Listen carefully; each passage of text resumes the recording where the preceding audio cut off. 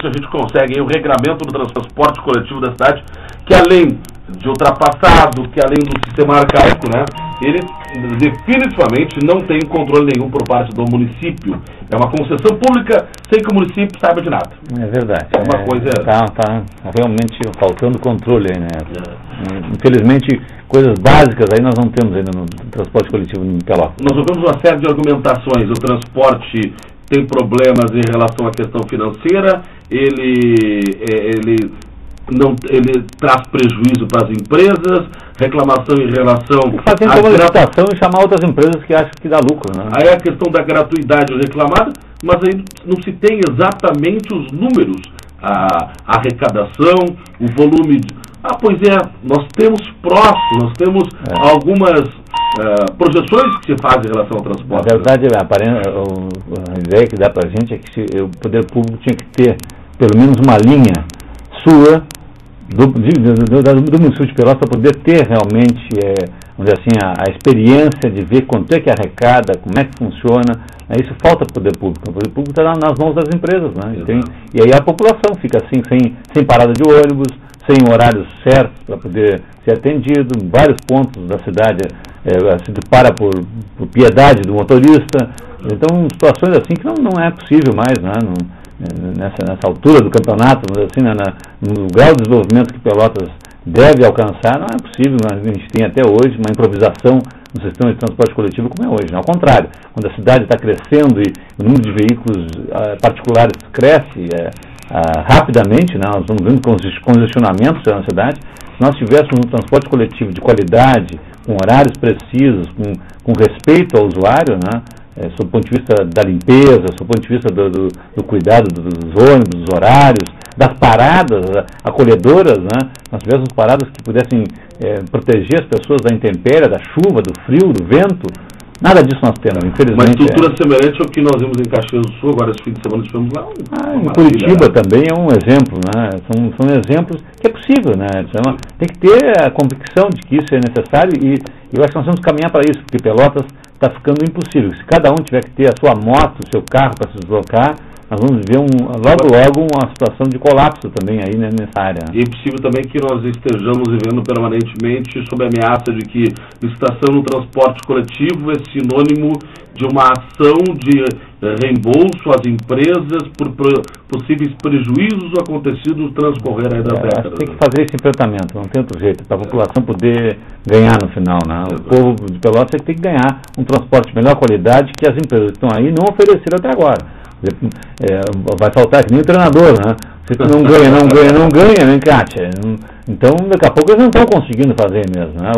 Ou as empresas fariam uma demonstração de que têm a capacidade, poderiam oferecer, então, isso que nós estamos dizendo, ou como já não demonstraram até aqui, quem sabe mesmo o poder público fazer uma licitação e embaralhar as cartas de novo, né? Para quem quer jogar um jogo melhor, né, com maior qualidade. Muito bem, vamos começar a falar sobre Previdência.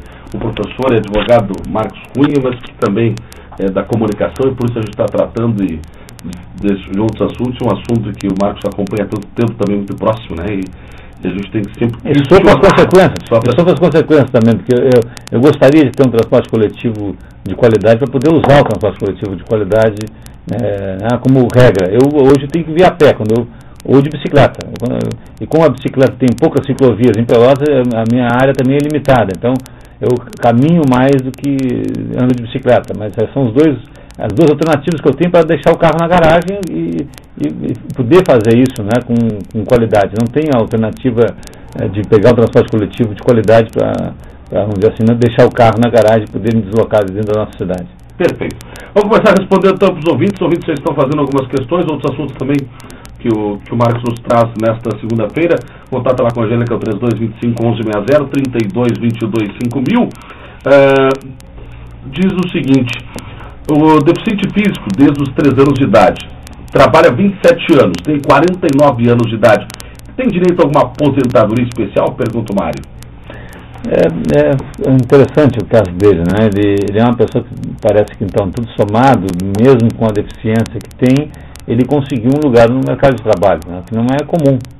Então, parabéns aí para o Mário, porque deve ter sido uma luta ele conseguir se inserir no mercado de trabalho tendo uma deficiência. Uma pessoa comum, sem nenhuma deficiência, normal, com a saúde plena, tem dificuldades, então, parabéns ao Mário. Agora, parabéns a ele com a conseguiu, e que permitiu também. Claro, também, a gente tem exemplos de empresários que estão cada vez mais sensibilizados, possibilitando isso, né? Tem aqui nosso amigo do Cidadão Capaz, o Guto, né, que faz esse trabalho excelente, e tem outras pessoas também que estão seguindo esse exemplo. Mas vamos dizer, então, ele tem essa incapacidade. Bom, então ele não tem uma incapacidade que realmente o coloca nessa condição, vamos dizer assim, de precisar no benefício, porque ele consegue prosseguir no trabalho dele, né? Nesse caso, eu não vejo assim, a possibilidade dele obter, pela incapacidade dele, por conta disso que eu estou dizendo, porque ela não foi suficiente para tirá-lo do mercado de trabalho. Ele fica numa situação em que ele, na verdade, ele está inserido no mercado como qualquer outra pessoa, só se ele tiver, durante agora, vamos dizer assim, ele inserido no mercado de trabalho como segurado da Previdência Social, se ele agora, nessa condição, vier agravar a doença dele, ou vier a ter uma outra doença, ou uma outra incapacidade que o retire, ou diminua, ou impossibilite ele de continuar a sua atividade, aí sim. Né? Mas pela doença incapacitante inicial, eu não vejo possibilidade para ele. Agora, por agravamento da doença, por uma outra situação nova que surja, aí sim, ele é segurado da Previdência, tem direito como qualquer outro segurado. Perfeito. Então ele tem que concluir, na verdade, o tempo. Ele tem 27 anos de trabalho hoje, 49 anos tem... Então, a aposentadoria por tempo de contribuição, ela é hoje 35 anos para o homem, 30 anos para a mulher. Vou dizer assim de forma simples, para o nosso ouvinte compreender. Eu sempre digo aqui, né, Edson, que se a pessoa ganha mais do que o salário mínimo e quer se aposentar integral, ela vai precisar, na verdade, simplificando aqui a fórmula do fator previdenciário, ela vai precisar, na verdade, trabalhar mais 7 anos do que isso. Então, o homem hoje, se quiser se aposentar integral por tempo de contribuição, ele tem que contribuir 42 anos. A mulher, 37 anos. Eu estou fazendo uma estimativa. Cada caso é um caso, mas para o ouvinte, assim, para falar no rádio rapidamente, simplesmente, a aposentadoria por 35 anos de contribuição, se a pessoa vai se aposentar com essa idade, é homem, vai ser afetado pelo fator previdenciário. O fator previdenciário retira já na arrancada da renda mensal inicial 30% a 40% do que a pessoa receberia. Então, se a pessoa quer uma estratégia de ganhar 100% do que está contribuindo, para poder ter aquela aposentadoria que nós tínhamos antes do fator previdenciário ser colocado, que foi em 1999, se ela fizer isso, ela tem que trabalhar 7 anos mais do que antes. Então, a partir de 99, quem quer se aposentar por tempo de contribuição integral tem que trabalhar mais 7 anos, em média, do que antes tinha que se trabalhar. Então, o homem, por isso eu disse, o homem ao invés de 35, 42, a mulher ao invés de 30 anos, 37 anos de contribuição. E aí, para quem ganha acima do mínimo, para quem ganha acima do mínimo, porque quem não ganha acima do mínimo, aí vale a pena se aposentar para os 35 anos e os 30 anos da mulher, porque o fator previdenciário vai reduzir, mas como nós não podemos ter benefícios menores do que o salário mínimo, vai ser elevado naturalmente para o salário mínimo. Então, eu quero dizer que, na verdade, ele vai ser afetado 2 vezes, porque ele é afetado no momento da solicitação da aposentadoria, com essa redução de 30% a 40%, e diante da política hoje, né, os reajustes também, mas isso é inevitável ainda hoje, mesmo para aquele que se aposenta com 100%. Claro. Agora, claro, já começa com 30% a 40% menos, vai perdendo aí 6%, 5% em relação ao salário mínimo, que é o que as pessoas experimentam, né? Vai perdendo anualmente 5% mais ou menos. É verdade. Olha aqui, o senhor Luiz tem 56 anos, está encostado há 2 anos e 6 meses. Ele fez uma cirurgia no joelho para colocar uma prótese total. Quais seus direitos? Ele pode continuar encostado, como ele diz, né? Pode continuar em auxílio-doença. Encostado significa em auxílio-doença. O auxílio-doença é um benefício para quem está incapacitado de forma parcial, temporária, para a sua atividade habitual. Quer dizer, tem que ver o caso dele, mas parece que no caso dele, como ele fez uma operação e não está recuperado ainda para voltar para o mercado de trabalho, para a atividade que ele desempenhava anteriormente, parece que ele está precisando mesmo manutenção, continuar no auxílio-doença. Se ele tiver um atestado que diga que ele está com a capacidade total e permanente, incapacidade total e permanente, se for um caso de incapacidade total e permanente por conta da operação, por exemplo, ele então pode pedir a aposentadoria por invalidez, ao invés de pedir a manutenção. Mas assim, eu acho que o caminho pede no INSS a prorrogação, se for negado, entrar judicialmente pedindo alternativamente ao auxílio-doença ou a aposentadoria por invalidez.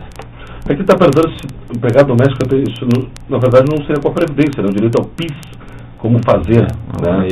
Aí tem que procurar, principalmente o sindicato, né, desempregado doméstico, até para saber se há esse benefício e como deve proceder. Né? Tem o sindicato das empregadas domésticas aqui em Pelotas, ficava ali junto à Casa do Trabalhador, ali na Santa Cruz. Santa Cruz, agora eu recordo com a Cassiano. Santa Cruz, próximo da Cassiano, quase esquina Cassiano ali, fica a localização do Sindicato das Empregadas Domésticas. Tenho 48 anos, 23 anos, funcionária pública, municipal, estatutária. Ela pode se aposentar? Pergunta a Lúcia. Aí o regime próprio da Previdência Municipal, né? Aí tem que olhar o regime próprio da Previdência Municipal. Aí não é o regime geral. Nós temos regimes próprios, não é o caso, não é CLT, não é regime geral. O regime geral é o geral, como está dizendo o nome. O município tem o próprio, o Estado do Rio Grande do Sul tem o próprio, e assim por diante. A União tem o próprio.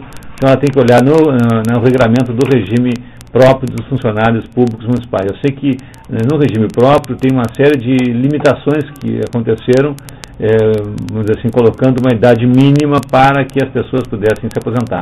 Mas normalmente eles repetem, os regimes próprios repetem muito aquilo que diz no regime geral. Mas teria que olhar especificamente, eu não saberia dizer para ela agora com precisão. Bom, a psicóloga emitiu um atestado, diz que a paciente encontra-se incapacitada para trabalhar com tratamento longo, pelo menos 1 ano. Se o INSS relatar que ela está liberada, o que ela deve fazer? Ela tem um atestado da psicóloga que ela está incapacitada. Ela precisa mais ou menos de 1 ano para que haja recuperação. Certo. Ela está perguntando se ela for no INSS, porque essa é a tendência. O INSS falar isso, está liberado, não precisa. O que ela pode fazer? Então, o que ela deve fazer é procurar mesmo um advogado, ingressar com a ação no juizado especial aqui em Pelotas, pedindo que um médico psiquiatra da confiança do juiz federal examine a ela. Por quê? Porque nós vamos ter um atestado dela, dizendo que ela é do médico dela, da confiança dela, dizendo que ela está incapacitada. Nós vamos ter o laudo do perito do INSS, que normalmente não é um psiquiatra, que vai dizer que ela está capacitada. E aí, o que nós temos que fazer? Pedir para uma terceira pessoa, um médico agora independente, um médico da confiança do juiz, não é um médico da confiança do INSS, é o médico da confiança do juiz, para examiná-la e ver quem é que tem razão, é o médico da confiança do segurado ou é o médico da autarquia? E ele vai dizer, vai dar o laudo dele, o psiquiatra da confiança do juiz vai dar o laudo, e o juiz, olhando o laudo do médico da sua confiança, vai dar a sentença que pode ser, então, aí, mandando reimplantar ou mandando manter o benefício de auxílio-doença para ela. Claro que pela forma que ela coloca, ela já está se precavendo de alguma possível, né? Eu acho que é normal, porque, na verdade, eu digo sempre, né, primeiro que muitas vezes o médico perito do INSS não é um especialista da área que ele está avaliando. Por exemplo, um psiquiatra, por exemplo, é um caso típico. Vai um psiquiatra dar um atestado para um segurado, dizendo que ele está totalmente incapacitado, precisa ser aposentado por invalidez. Às vezes até o psiquiatra coloca no atestado, olha, remeto para a aposentadoria por invalidez, totalmente incapacitado. Chega na perícia, o médico que atende um clínico geral, ou um ginecologista, uma outra área de especialidade, que não é da psiquiatria, e o médico do INSS diz, não, está apto, completamente apto para trabalhar, volta ao trabalho, cancelando o benefício da pessoa. Bom, o que resta para essa pessoa?